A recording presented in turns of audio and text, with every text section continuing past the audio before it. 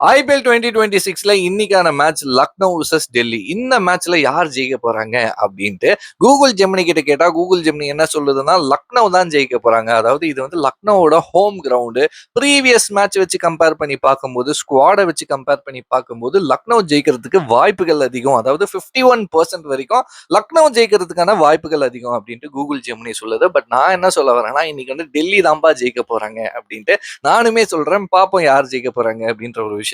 And Lucknow வந்து இந்த சீசன்ல வந்து ஒரு புது டீம் மாதிரி அவங்களே வந்து ரெப்ரசென்ட் பண்ணியிருக்காங்க அப்படின்னு தான் சொல்லி ஆகணும். அதாவது லோகோல இருந்து ஜெர்சில இருந்து எல்லாமே ஓவராலா மாத்திருக்காங்க. இந்த ஆட்டோ கண்ணாடியை திருப்பினா எல்லாமே மாறிடும் அப்படின்னு நினைப்பாங்கல்ல, அந்த மாதிரியான ஒரு சம்பவங்களா நடக்க போதா, இல்ல சீசன்ல ஃபுல்லா லக்னோ வேற லெவல்ல விளையாடி தம்சம் பண்ண போறாங்களா அப்படின்றதையுமே வெயிட் பண்ணி பார்ப்போம். அண்ட் இன்னொரு விஷயம் வந்து ரிஷப் பண்ட் அண்ட் KL ராகுல் லாஸ்ட் சீசனுக்கு முந்தின சீசன் வரைக்கும் ரெண்டு பேரும் ஆப்போசிட் டீம்ல இருந்தாங்க. அதாவது வந்து ரிஷப் பண்ட் வந்து டெல்லியில இருந்தாரு, லக்னோல வந்து KL ராகுல் அவர்கள் வந்து கேப்டன்சி பண்ணிட்டு இருந்தாப்புல.